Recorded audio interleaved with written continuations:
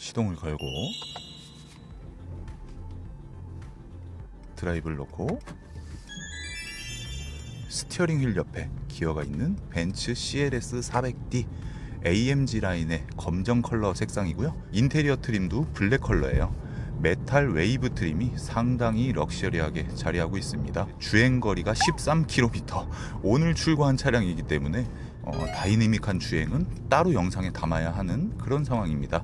이 점 양해를 해주시고요. 벤츠 CLS 400D 지금 계기판에 하강이라는 표시가 떠 있어요. 서스펜션을 낮춘다, 에어를 뺀다, 이 표시가 나왔는데 더욱 낮은 위치에서 주행을 할 수 있게 되었습니다. 벤츠 CLS는 이번에 풀 체인지된 모델로 계약을 해도 막 3-4개월 있다 출고를 해야 하는 그런 모델이기 때문에 관심이 아주 많으실 겁니다. 리뷰를 보시기 전에 오토소닉스 채널 구독과 좋아요 부탁드리도록 하겠습니다. 고속도로에 일단 올라왔을 때 규정속도 내에서 주행을 하면서 느껴지는 노면소음, 풍절음, 엔진 소리 이런 거를 제가 평가를 해보면 9단 변속기가 적용되어 있는 벤츠 CLS 400D 지금 주행할 때 RPM 게이지를 체크를 해보면 엔진 회전수가 1100에 가 있어요. 1100에 가 있다는 거는 엔진 소리가 거의 들려오지 않는다라고 보실 수가 있고요. 이 차량은 지금 틴팅하기 전 차량이에요. 리뷰 촬영을 하고 방음을 하고 그 다음에 유리막 코팅을 하고 다시 이제 차주분에게 인도되는 그런 차량인데 신차 검수는 다 했는데 그래도 평택에 꽤나 오래 있었다는 이야기를 알고 있으면서도 체크했을 때 그렇게 특이사항은 없었는데 벤츠 CLS 400D 450 이렇게 두 가지 모델이 먼저 출시가 될 거거든요. 400D에 대한 관심이 오히려 더 크고 저 개인적으로도 CLS 400D에 대한 관심이 굉장히 커요. 전체적인 이 디자인이 E클래스 세단과 비슷하기 때문에 이 부분에서도 막 엄청 신선하다, 진짜 럭셔리하다 이런 느낌이 조금은 덜한데 대시보드 가죽 마감이 되어 있고 메탈 웨이브 트림이 적용된 부분이 아주 럭셔리합니다. 그리고 이제 터널에 진입을 하는데요. 이 앰비언트 라이트가 지금 여기 터널이 꽤 밝아져 갖고 제대로 나오진 않겠는데 굉장히 예뻐요. 이 터빈에 앰비언트 라이트 들어오는 것도 아주 예쁩니다. 야간 주행을 통해서 실내 감성이 어느 정도냐 이 부분은 제가 따로 담아 보도록 하겠습니다. 일단 여기가 마의 두둥두둥 구간이에요. 도로와 도로의 경계점이 연속으로 나오는 구간이기 때문에 한두 번 정도 두둥두둥 하는 거는 웬만한 차에서는 그냥 넘겨버릴 수가 있는데 여긴 연속으로 막 한 10몇 번 두둥두둥 하는 구간이 나오기 때문에 여기에서 공명이 발생이 되느냐 듣기 싫은 소리가 나느냐 이거를 좀 판단을 할 수가 있는데 다행히도 벤츠 CLS는 공명이 발생되지 않습니다. 지금 주행을 할 때도 풍절음이 들려오는 부분이 한 60%, 노면 소음이 들려오는 부분이 한 40%인데 풍절음이 들려오는 거랑 노면 소음이 들려오는 거랑 굉장히 자연스럽게 매칭이 되어 있어요. 최근에 리뷰했던 포르쉐 파나메라 4 이 차량과 벤츠 CLS 400D의 기본 소음을 비교를 해보면 정속 주행할 때 소음 차이가 거의 없어요. 어떻게 보면 CLS 400D가 조금 더 조용하지 않나라는 생각이 들 정도로 조금 헷갈리는 부분도 있는데 시멘트길 소음에서 20인치 휠을 기본으로 장착한 AMG 라인 이 정도면 꽤나 양호한 편인데 아무래도 E클래스 세단과 비교를 안 할 수가 없어요. E클래스 세단 2300 모델 그리고 CLS 400D를 단순 비교를 했을 때 외부 소음이 들려오는 거는 E클래스보다는 괜찮아요. E클래스보다는 괜찮은데 그래도 S클래스 정도다라고 보기엔 좀 무리가 있다고 보여집니다. 그리고 벤츠 CLS 400D 모델에 어찌 보면 가장 큰 메리트가 될 수도 있는 게 바로 반자율 주행 기능이죠. 반자율 주행 기능인데 이거를 제가 87km 정도 맞춰놓고 계기판에 초록색으로 반자율 주행이 정상 작동되었습니다 라고 표기가 되거든요. 물론 이제 낮에 주행하는 거하고 밤에 주행하는 거하고 차이가 있을 수는 있어요. 있을 수는 있는데 지금 빨간색으로 핸들을 잡아라 자동으로 해제가 됐다가 다시 이제 그린핀이 들어왔는데 앞에 있는 차량이 이제 제 앞으로 왔죠. 제 앞으로 왔을 때 어댑티브 크루즈 컨트롤 아까 앞에 차량이랑 차간 거리를 제가 딱 맞춰 놓은 대로 살짝 제동을 했다가 다시 간격을 맞추는 그런 모습을 보여주고 있습니다. 또 빨간색으로 스티어링 휠을 잡아라. 살짝 털어주면 되는데 타이어 압력을 점검 후 보충하세요. 왼쪽 앞바퀴 타이어 공기압이 조금 빠져있는 모습이네요. 그거 감안하고 리뷰를 해야겠습니다.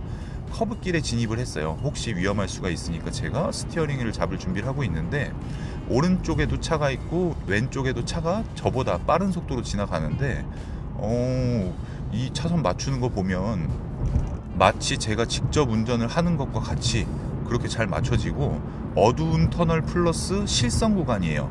실선 구간에서도 아주 잘 맞추네요. 이게 스티어링 휠 각도가 보이실지는 모르겠는데 꽤나 커브가 있어요. 커브가 꽤나 있는데 중간중간에 스티어링 휠을 내가 만졌다라는 것만 보여주면 제가 봤을 때 이거 1시간도 갈 수가 있겠는데 반자율 주행이기 때문에 운전자가 반드시 언제나 브레이크를 밟을 준비, 언제나 스티어링 휠을 잡을 준비를 하고 있어야 되는 건 맞습니다. 근데 너무 잘 맞아요. 제가 최근에 리뷰한 차량 중에 벤츠 S350D 포매팅 리뷰가 있거든요.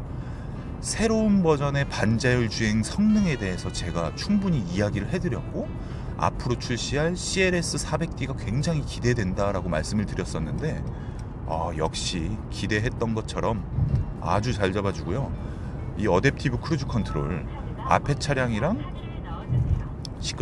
앞에 차량이랑 차간거리도 굉장히 잘 맞추고 있는 그런 모습입니다. 고속도로를 조금 더 올라타보고 싶은데 시내길로 가서 정차하는 것까지 한번 해보는 게 나을 것 같아서 여기서 빠지는데 도로에 막 초록색으로 일로 나가라 그려져 있고 안전봉 서 있고 실선에 점선에 막 섞여 있는 이 길에서는 조금 못 잡다가 다시 잘 잡는 모습. 이야, 이거 CLS 400D 지금 승차감이 E클래스 세단이랑 비슷한 거 수준이랑 S클래스랑 비슷한 거 수준이랑 비교를 해보면 E클래스 쪽에 더 가까워요. S클래스의 그런 승차감 생각하시면 안 되고요. 이런 거 봤을 때 이거 차가 확실히 좀 길긴 길구나. 차가 확실히 좀 길긴 기네. 제가 다시 다뤄야 될 내용일 것 같은데요. S클래스보다는 아직까지는 E클래스에 한 70% 더 가까운 승차감을 제공을 하고 있습니다. 스티어링 휠을 잡았을 때 타공이 있으면 이 손바닥의 이 질감, 느낌을 저는 그렇게 선호하진 않아요. 그리고 이 윗부분도 S클래스 초창기처럼 스티어링 휠을 잡아라, 우드 그레인 같은 거, 카본이나 이런 걸로 아예 다 되어 있었으면 좋겠어요. 저는 그런 걸 좋아하는 게 나파 가죽으로 마감된 스티어링 휠이 핸드크림을 바르고 계속 쓰다 보면 막 광도 나고 막 하얀 가루 묻고 이러거든요. 그리고 손이 건조할 때는 이걸 이게 잡는 것도 조금은 좀 그렇고. 그런데 타공이 있을 때는 그 점점점점점 그 타공에 그 허연 가루가 막 들어가거든요. 그래서 그거는 제가 그렇게 좋아하지가 않는데 다행히 CLS 400D는 근데 여기 설 수 있을까 모르겠는데 브레이크 밟을 준비하고 있는데 제가 밟은 거 아닙니다. 밟은 거 아니에요. 얘 뭐야? 저 밟은 거 아니에요. 발 안 갖고 안 됐는데 그냥 지가 서버렸어요. 네, 그냥 유턴을 해서 자기가 섰습니다. 역시 벤츠의 반자율 주행. 이거 근데 제가 반자율 주행이 켜져 있다는 거를 잠시 깜빡하고 유턴을 도는데 위험할 뻔했어요. 지금 이런 상황처럼 반자율 주행이 너무 잘 되기 때문에 여기에 익숙해져 버리면 이거를 내가 운전을 해야 된다는 거를 좀 망각할 수가 있네요. 그래서 반자율 주행 기능은 좀 생각을 하면서 그런 거를 항상 염두에 두면서 사용을 하시고, 일부러 오른쪽에는 실선, 왼쪽엔 점선 구간에 왔는데 터널을 진입하기 전까지도 차선을 가운데로 잘 잡아줄 것 같습니다. 반자율 주행 기능은 제가 타본 차량 중에 벤츠가 제일 좋아요. 지금은 벤츠가 가장 좋다라고 볼 수가 있습니다. 이거 봐, 터널에서 제가 이야기 안 하고 해도 이 정도로 잘 맞춰줍니다. 그리고 속도를 올리고 내렸을 때 얼만큼 잘 먹냐면 속도를 막 올리죠. 그럼 얘가 가속을 쭉 해요. 약 한 2초 정도 딜레이 후에 일반 사람이 밟는 것보다 조금 더 세게 가속을 하고 속도를 막 낮췄어요.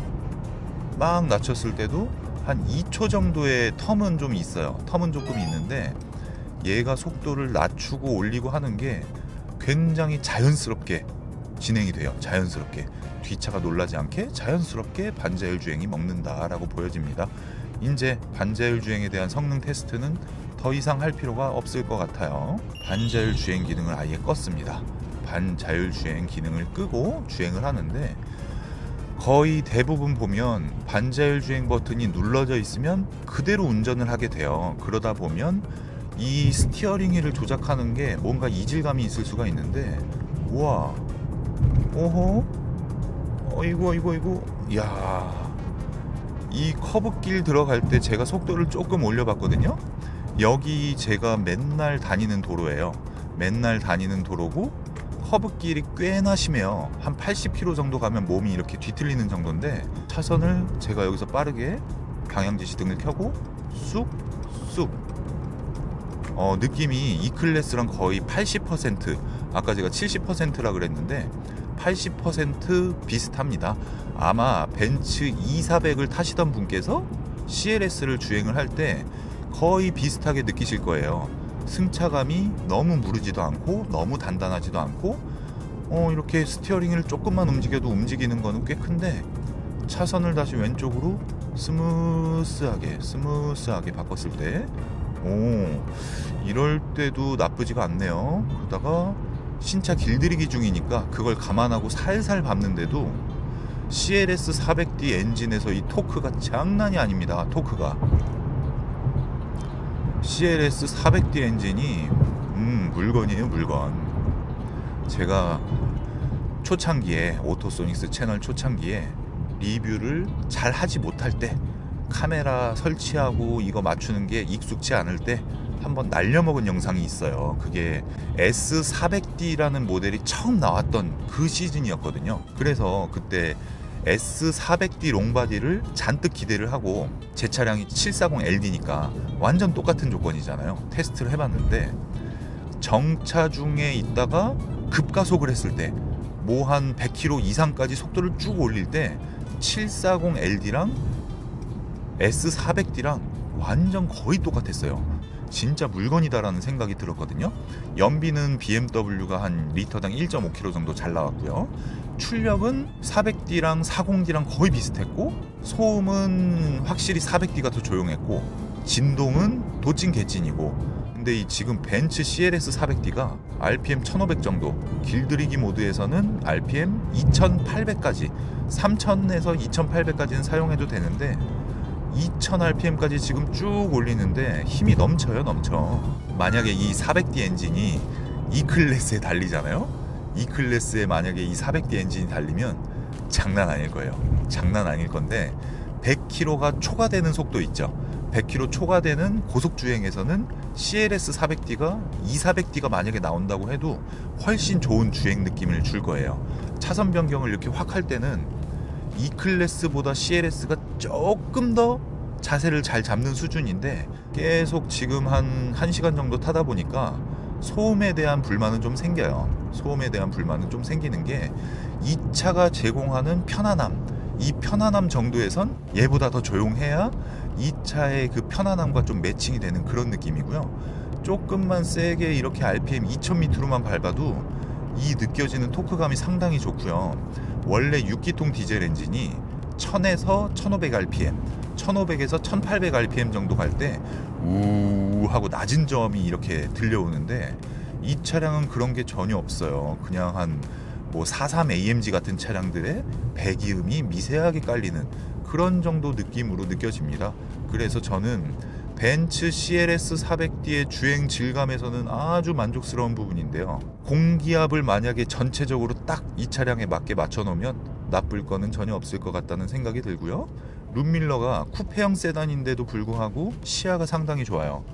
BMW랑 뭐 포르쉐랑 벤츠랑 그냥 단순하게 딱딱한 정도, 승차감이 통통 튀는 정도로 비교를 하면 지금은 오히려 포르쉐가 제일 딱딱하고, 그 다음이 BMW, 그 다음이 벤츠거든요. 벤츠는 진짜 컴포트한데 얘가 커브길을 이렇게 주행을 하잖아요. 삐삐 하는 게 옆에 이제 충돌 경고 이렇게 막 하면은 본네트가 원래는 막 이렇게 휘청 이럴 수도 있는데 전혀 그런 게 없어요. 이거 봐, 차가 길어갖고 뒤가 좀 늦게 온다 뿐이지 전혀 그런 게 없어요. 여기서 급제동을 하면 안 돼요, 길들이기 모드에서는. 그래서 조금 이 정도 제동을 했을 때 느낌을 보면 E클래스 신형이 브레이크가 상당히 잘 들거든요. E클래스 세단이 브레이크 상당히 잘 드는데 얘도 만만치 않아요.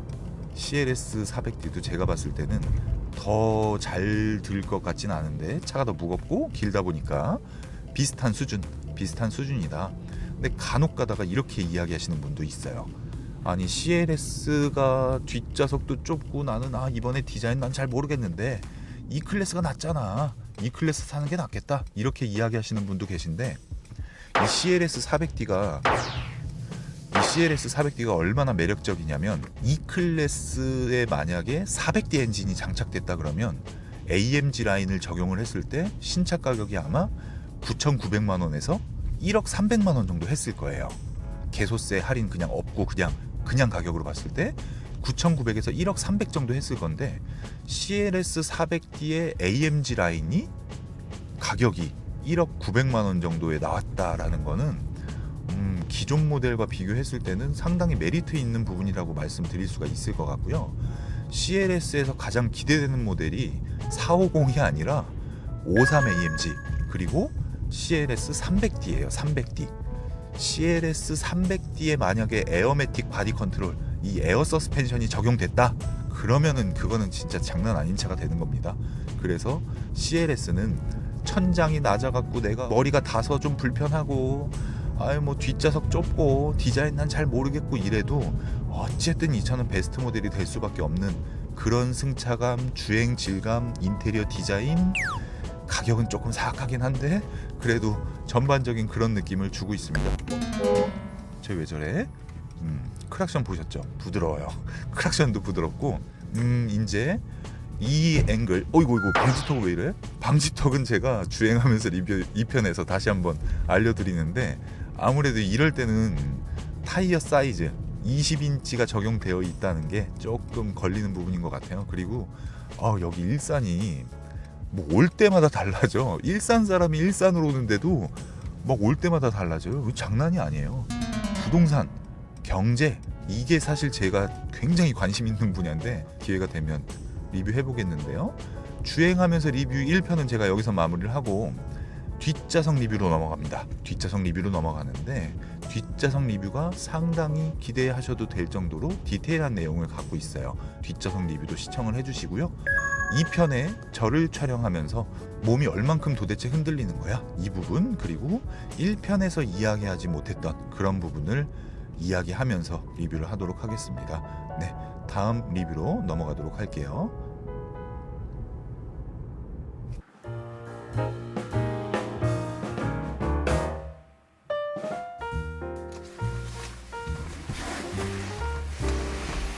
짜잔.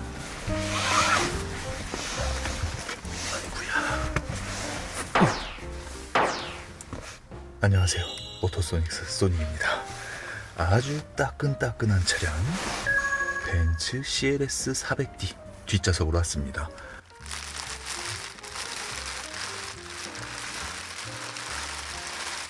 비닐을 막 뜯었어요.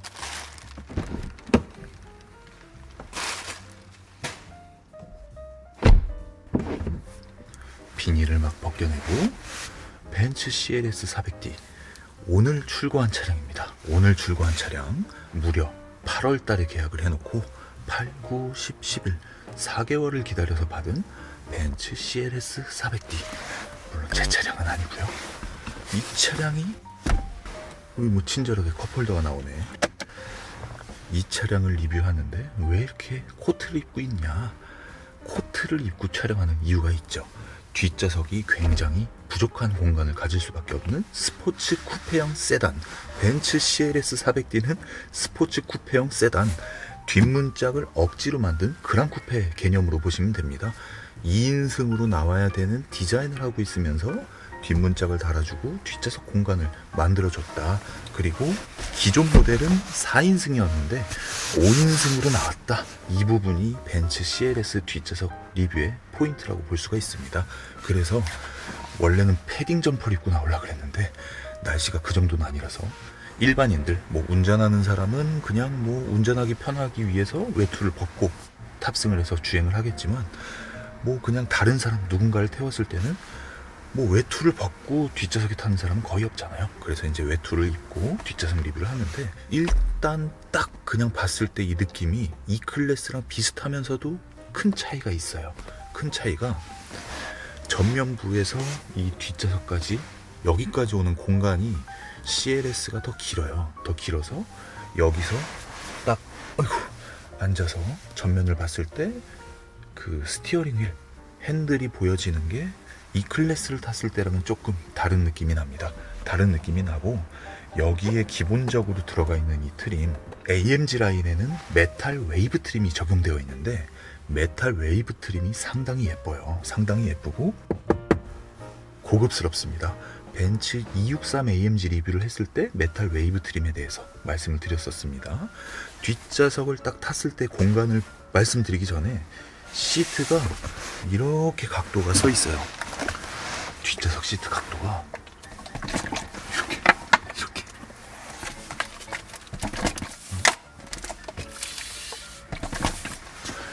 이렇게 돼 있어서 엉덩이가 훅 들어갑니다. 훅 들어가는데 저는 여기를 얘네가 파놨다 그래도 고개를 이렇게 하지 않으면 있을 수가 없어요. 그래서 쭉 빼고 이렇게 타야 되는데, 저의 키는 187cm인데 유럽 사람들이랑 다른 게 앉은 키가 크죠. 아시아 사람들은 앉은 키가 큰 187cm가 탔을 때 앞좌석도 이 공간이 나와 있어요. 그래서 머리가 오른쪽이 닿기 때문에 닿지 않은 정도로 쭉 뒤로 당겨놓고 앞좌석에 탔을 때 가장 편한 시트 포지션을 맞춰놓고 뒷좌석에 타서 지금 리뷰를 하는 겁니다.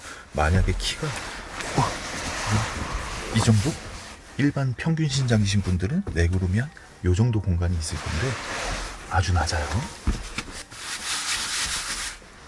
맨질맨질한 나파가죽 질감은 벤츠 E클래스 익스클루시브에서 봤던 그 나파가죽 질감이랑 뭔가 조금은 차이가 나는 것 같은, 뭐 플라시보 효과 같은 그런 느낌이 나고요. 뒷좌석 컵홀더는 똑같습니다. 똑같아요. 벌리고, 야, 이 차 웃긴다 이거. 이렇게 넣을 수 있는 똑같은 것으로 되어 있는데, 짜잔, 1.5L도 들어가는 아주 큰 사이즈. 그리고 컵홀더를 두 개를 다 채워놔도 팔을 놨을 때 여기에 그렇게 걸리지가 않아요. 도어 포켓에도 넣을 수가 있어요. 1.5L를 도어 포켓에 넣을 수 있다는 게 이런 쿠페형 세단에서는 굉장히 특이하다고 볼 수가 있습니다. 그리고 내년에 출시하게 될 AMG GT 4도어, AMG GT 4도어와 이 CLS와 뒷문짝이 똑같아요. 뒷문짝이 똑같다는 거는 이 실내 루프 공간을 제외한 모든 게 똑같이 나올 거라고 생각을 할 수가 있는데, 그냥 이렇게 딱 앉았을 때 레그룸 공간은 상당히 여유가 있는 편입니다. 저는 지금 천장이 닿아서 최대한 내려 앉았기 때문에 여기가 딱 붙는데, 이 정도 공간이면 일반인이 탔을 때는 막 무릎 공간이 이만큼 남아요. 해외 리뷰에서도 한 176cm 정도 되시는 리뷰어가 탔을 때 이 정도 남고 루프 공간도 이 정도 남는데, 저의 경우에는 그냥 이렇게 고개를 들 수가 없는 죄인처럼 앉아야 되는 그런 모습입니다. 어차피 근데 뒤에 타는 사람이 뭐 187cm인 사람이 극히 드물기 때문에 초등학생 자녀, 중학생 자녀, 키가 평균 이하인 고등학생 자녀까지는 충분히 편하게 탈 수가 있을 것 같은데요. 안에 서랍에도 부직 포마감이 뭔가 맨질맨질한 게 E클래스랑은 조금 다른 것 같은 그런 느낌이 나고, 이 스키스루로 가운데만 이렇게 딱 됐던 것 같은데, 어찌됐건 좀 내려앉는다고 해도 헤드레스트를 얹혀놓고 목이 후미 추돌 사고에서 안전하지 않게 그렇게 될 가능성은 없습니다.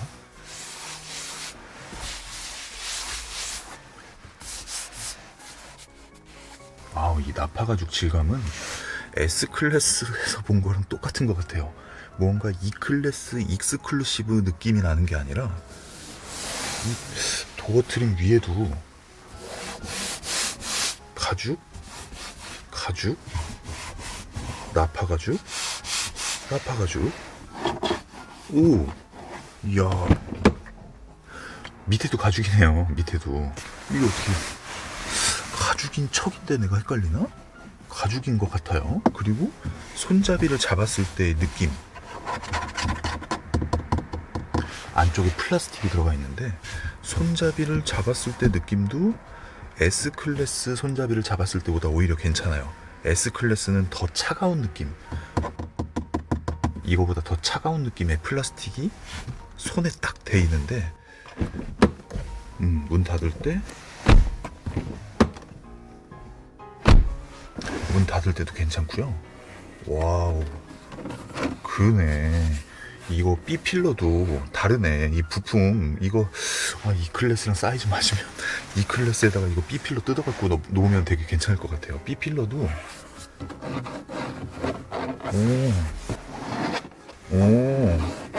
위에하고 중간이 가죽인 것 같아요. 만약에 이게 가죽인 척하는 플라스틱이라고 하면 벤츠 부품 퀄리티가 한 번 더 업그레이드 된 거고요. 아래쪽이 이제 우리가 흔히 알고 있는 그런 플라스틱, 도어 포켓,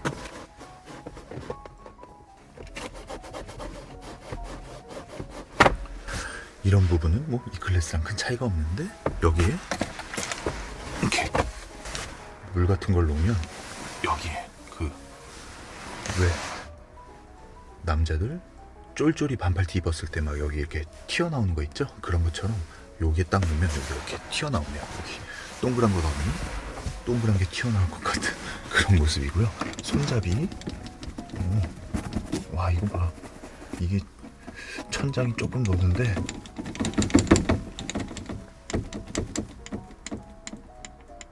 뭐 소리가 나네. 소리가 이거 왜 이래 이거?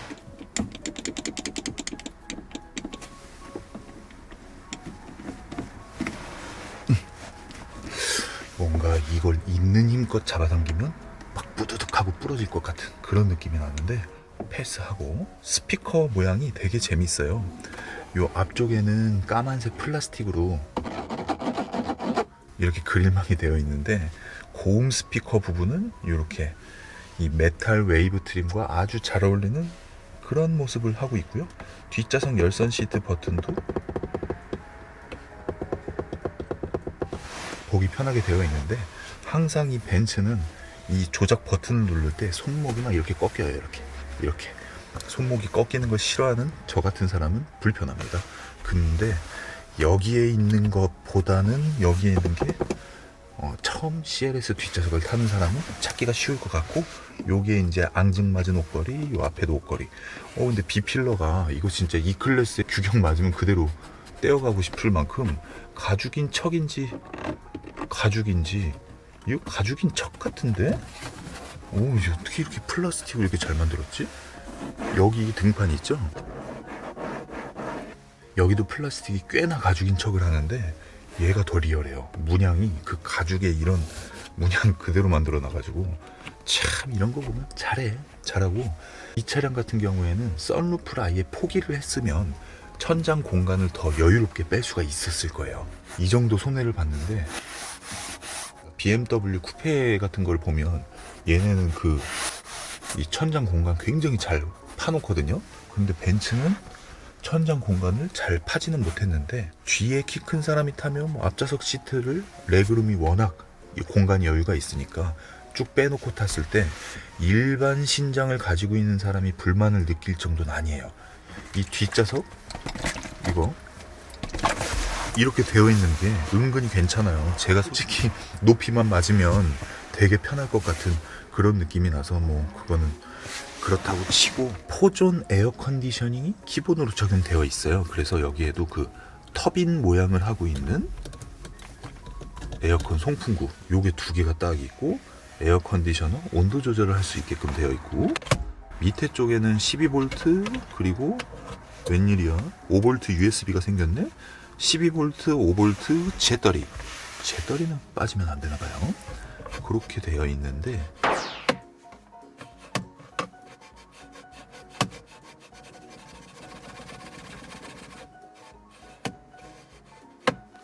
열고 닫는 게 뭔가 안에 뭐 종이 같은 거 걸린 것처럼 소리가 그렇게 좋진 않네요.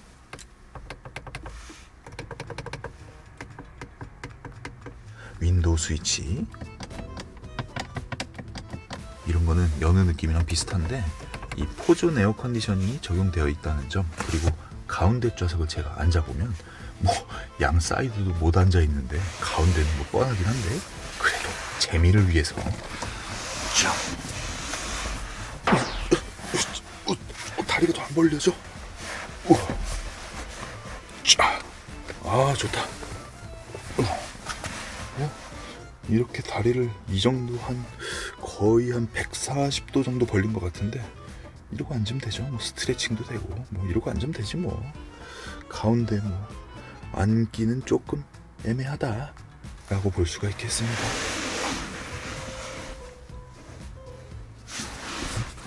안전벨트까지.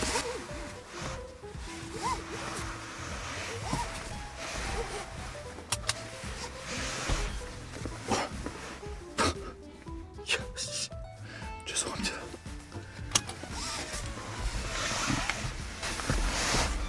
5인승으로 CLS가 나왔다는 것은 아주 큰 장점이다 라고 볼 수가 있겠습니다.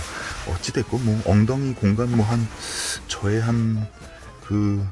요 정도 공간인데, 아이들 안기는 괜찮을 수도 있겠다라는 생각이 드네요. 발을 쭉 뻗었을 때 여기 센터 터널도 굉장히 높아서 여기 그냥 쿠션 하나 딱 깔아주고 팔 이러고 있으면 되니까 그렇게 볼 수가 있고, 안전벨트.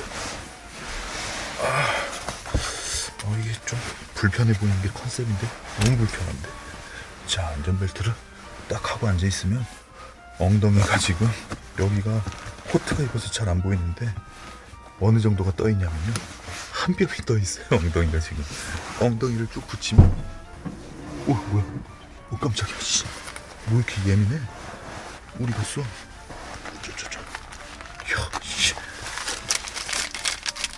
트렁크도 엄청 빨리 깜짝 놀랐네 이거. 비닐도 뜯지 않은 키.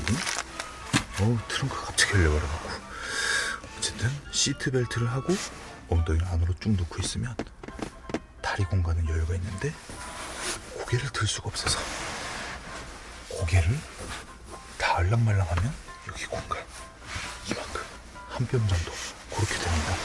근데 이게 2차 나파가지고 여기 살짝 스크래치가 있네.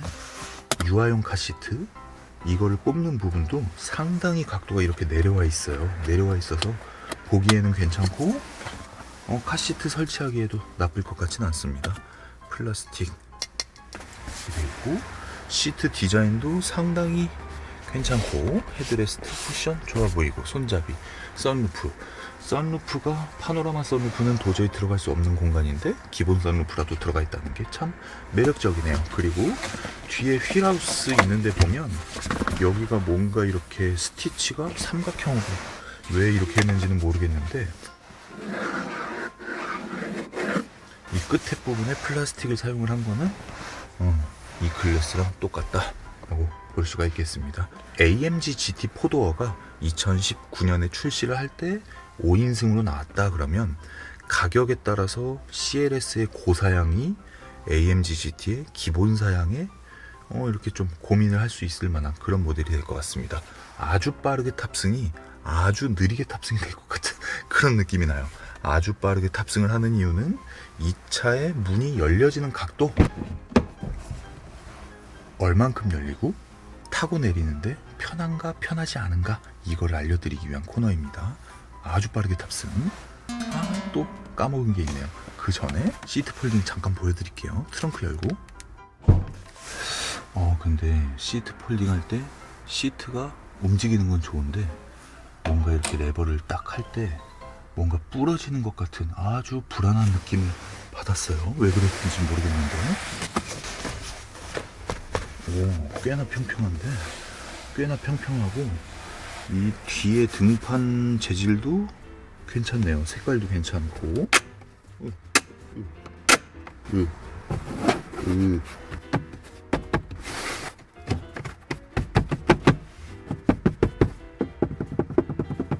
뒷선반은 여기도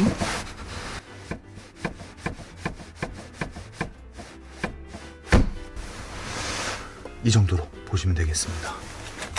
트렁크를 닫고 아주 빠르게 탑승. 자,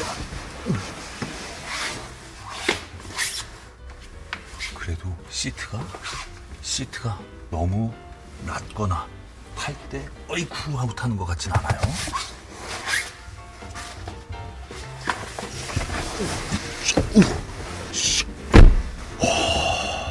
쉽지 않아.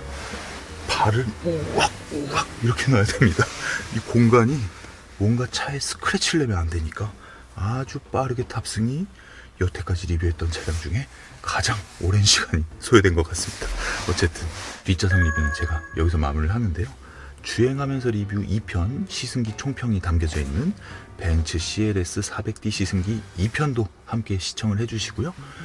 오토소닉스 채널 구독과 좋아요 부탁드리는데요. 이미 오토소닉스 채널을 구독 중이신 분들은 구독 다시 누르시면 취소가 되니까 누르시면 안 되고 좋아요만 눌러주시면 됩니다. 아, 그리고 하나 빼먹었네. 여기 이거 긁으면 안 돼요. 여기 긁으면 바로 기스나는 플라스틱입니다. 막 이런 질감 알아본다고 이 에어컨 송풍구, 터빈 송풍구 있는데 손톱으로 막 긁으면 바로 기스나니까 조심하셔야 돼요.